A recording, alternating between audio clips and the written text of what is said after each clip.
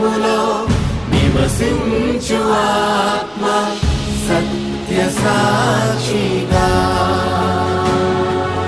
విరిగిన వారికి సత్యము తెలిపి